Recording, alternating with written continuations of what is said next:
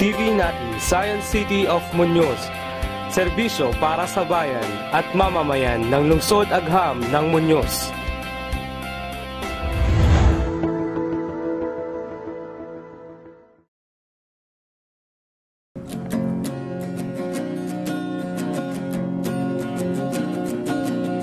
Tayo'y gumising na at harapin ang umaga sa ESIA.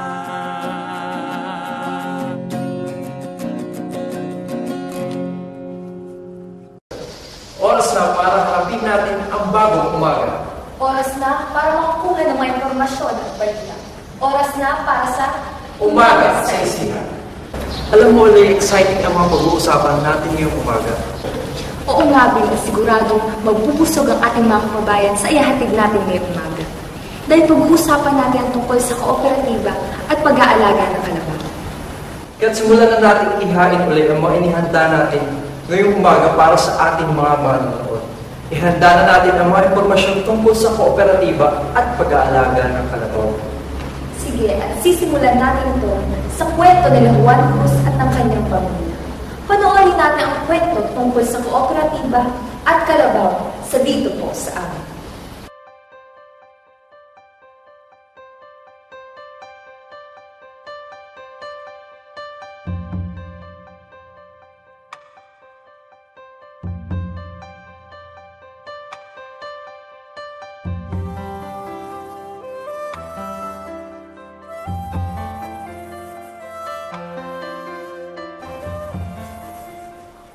Juan, gumising ka na. Pakainin mo na yung mga kalabaw. Wala yung tatay mo. Nani naman eh. Sarap-sarap matulog. Aba, Juan, gaganyan-ganyan ka parate. Lalaking tamad ka. Saan ka pupulutin yan? Sa tae ng kalabaw? Ba, gusto mo ba yan? Po, kabangon na po. Nani naman. Abay, Juan, pakainin mo na yung mga kalabaw. Opo, alam ko na po yun. Huwag kang tatamad-tamad, Juan. At dyan kukunin ang ipang-mamatrikula mo. Nung ako'y first year high school pa lamang, binhagian kami ng kalabaw mula sa gobyerno. Noong una, excited ako na meron kaming hybrid na kalabaw. Pero nang tumagal, hindi ko na nagustuhan dahil sa kapalit na responsibilidad ng pag-aalaga nito.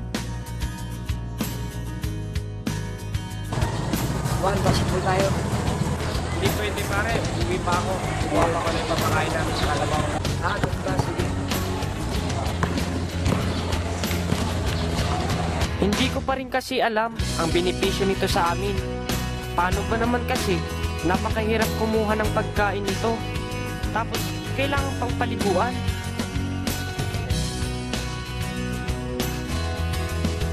Miyembro din ang ama ko noon sa kooperatiba ng barangay. O paring Jose, kamusta yung mga kalabaw mo? Ano naman yan?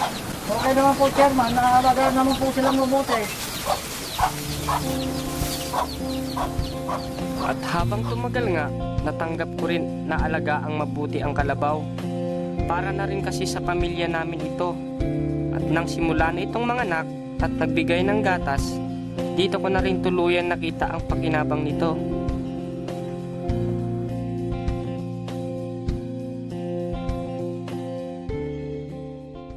O anak, magkano ba ang pangmamatrikula mo sa CLSU? 3,000 po.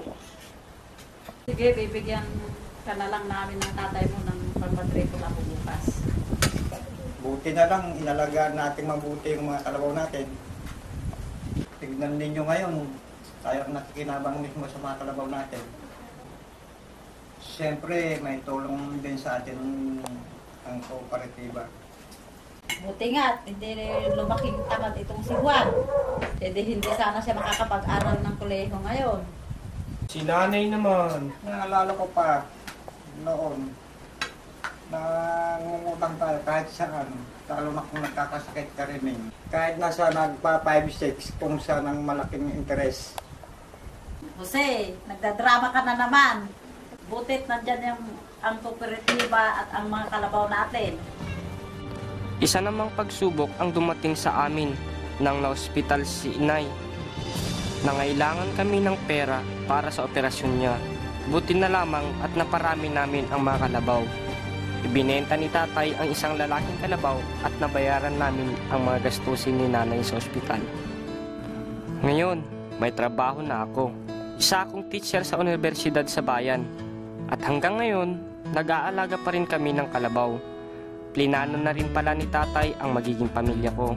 Sabi niya, Huwag, hindi ka man namin mapamanahan ng malaking lupa. May iwan naman kaming mapagtatayuan ng bahay ng mapapangasawa mo. Si Itay talaga, nag-abala pa. Abay, siyempre, anak kita ikaw ang pinakamamahal kong anak.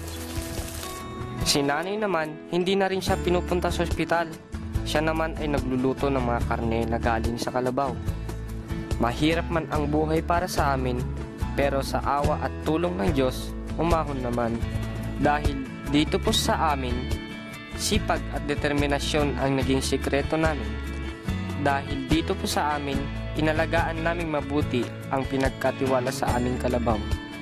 At dito po sa amin, nag-co-op kami at nagkalabaw kami.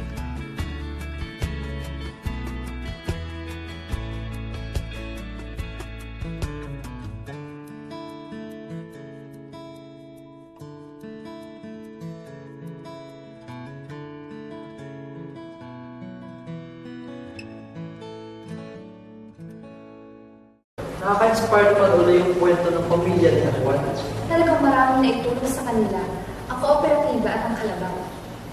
Kaya't mga kababayan, huwag kayong bibitiw dahil merong impormasyon dito sa Umaga sa Isiha.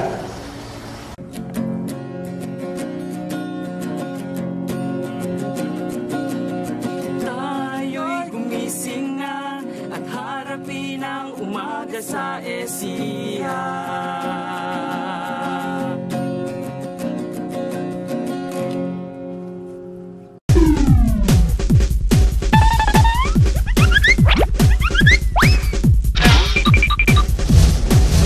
Alam niyo bang pwedeng maging super ang kalabaw ninyo?